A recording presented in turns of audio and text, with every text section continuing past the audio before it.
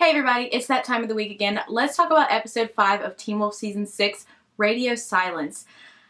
This episode, by far, is one of my favorites this season so far, mainly because not only is Stiles back, but Peter Hale is back, and now we know why he just vanished off the face of the earth. This episode starts off with Stiles in a train station.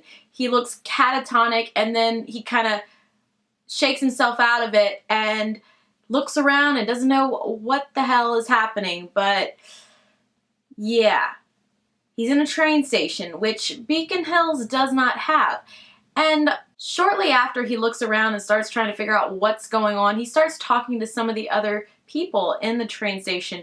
They have no idea what's going on and start to get confused when he starts asking prying questions. Then all of a sudden the Ghost Riders ride in, and things go kind of crazy. Stiles gets up, runs, and hides behind a podium, and Peter Hale grabs him and says, "It had to be you."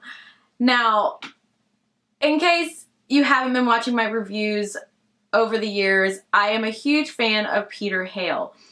And to see him back is great, especially in the final season. I don't know if we're going to get more Hales back. I don't know if Derek Hale's going to make an appearance before the show ends, but it's so great to have Peter back. He's my favorite villain by far on the show. You just love to hate him, and then not hate him, and then hate him again. Pretty much. That's how it works with Peter. He's out for number 1, but then every now and then he shows a bit of humanity. But then it disappears again. That's how it all plays out. Now, while Stiles and Peter are trying to figure things out and how to get out of this train station throughout the episode, we see Lydia and Scott in class, and Lydia sees Stiles' Jeep being towed. Well, this is when she finally sets her eyes on it and realizes it's a relic. It is something to do with Stiles. She runs out, tries to stop the guy from taking the Jeep. She doesn't have enough money, but then Scott comes out, helps her. They both pay to have the Jeep not be towed away, and now they have a Jeep, and they don't know how to do anything with it. They don't have keys, nothing, and that's pretty much where that stands. A little later, Malia comes along, and they all decide to just break in the Jeep and try and figure out what the hell. Well, they do some research on said Jeep and find out it used to belong to the Stalinskys. So Lydia goes over to Sheriff Stalinsky's house, and this Claudia Stalinsky lady, I don't know who the hell she really is. I don't believe she's Claudia. If she's Claudia, I still don't know how she's alive. They have a lot of explaining to do. Now, they admit that that was their Jeep once upon a time before it was stolen a long time ago, and they start looking at Lydia like she's crazy because she's still prying about the whole Stiles thing. They don't want to have anything to do with that. Lydia goes out into the hallway and starts crying. Now, this scene was probably one of the most beautifully set up scenes in the entire season so far.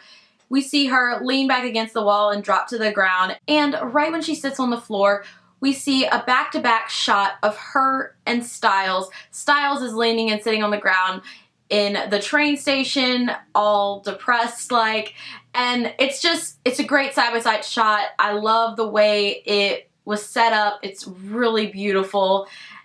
I can't praise this scene enough. It's just so emotional, and yeah, I teared up watching it. It was beautiful. It was beautiful, sad, so many emotions. There were so many things going through my mind as I was watching this scene. We've just been waiting for this the entire series, for them to really focus on Lydia and Stiles. This is just, it's coming to a head, and we're finally gonna get some payoff. I hope. I see the light. I'm hoping they actually give us some payoff at the end of this series. Now, back to the train station. Stiles and Peter are still trying to figure out how to get out of there. They meet this random guy in there who has been observing them and the Ghost Riders, and he thinks he knows a way out of there. So Peter lets this guy try it, and the guy gets killed.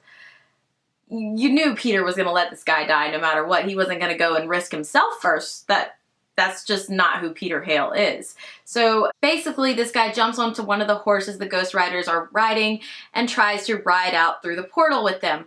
Well, he doesn't make it through. In fact, he falls to the ground, there's a green glow, and he just is incinerated. There's nothing left. He is actually really dead now. I don't know if it's just his body that's dead or if his soul got burnt away or what. I'd like to know a little bit more about that. But yeah, so now Stiles and Peter have pretty much lost hope. So Peter goes off and kind of just does his own thing, you know, Peter. Stiles keeps looking around trying to figure out how to escape. And then after hearing an intercom, Stiles and Peter go and break into this room and then try to contact Scott, Lydia, and Malia. It takes several tries. At one point, there's just a loud screeching noise. It actually lures Scott, Lydia, and Malia to the Jeep, and it was kind of a hiccup right then. But then later on in the episode, Peter decides to risk it himself because he realizes that all of Beacon Hills is going to be taken, and that is just a way station. I don't know what actually happens to them after the entire town is taken, but Peter doesn't want to find out. And so he decides to try and go through the portal himself. He knows he will make it through because he is not human. When he goes through, Stiles doesn't see this, but Peter takes Stiles' keys. And after he makes it through, he howls really loud. Scott and Malia go and find him. And then Malia figures out, remembers he's Peter, her father. And then they see in his hands Stiles' keys to the Jeep.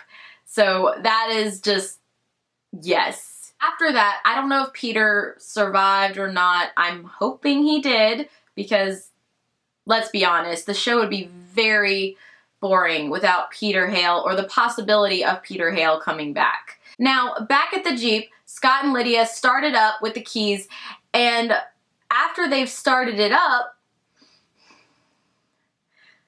Stiles gets through on the radio and they all start talking again, and it's amazing. And Stiles asks Lydia, do you remember what the last thing was I said to you?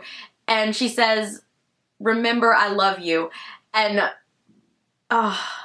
yes, things are finally coming together. I hope. We still have a long way to go with this season and to see how this series ends. I'm really afraid to see how the series is going to end.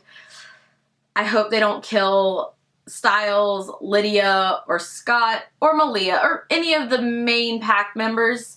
Any of the main characters. I don't know if I can handle the show ending with a huge death. That would really suck. I mean, when Theo comes back, I'd be totally fine with him being killed. I hate Theo. I really hate Theo. There's a couple of characters I would be totally fine having them axed. I really enjoyed this episode. It just gave so much to the storyline and added a new dynamic to Stiles and Lydia's relationship. It's happening. Stydia is happening. For those of you that don't like Stydia, I'm sorry. I am a mega Stydia shipper. I will always be a Stydia shipper, and this is what I've been waiting for. This is what I have been waiting for. Now, as Stiles is about to get off the radio with Lydia and Scott, he tells them to find Canaan because he saw that on the train station list. I don't know why he picked that town off the list to tell them to go check out, but we will find out in the next episode. If you enjoyed this, don't forget to hit the subscribe button, like this video, and let me know what you thought about the episode. I'll talk to y'all later. Bye, guys.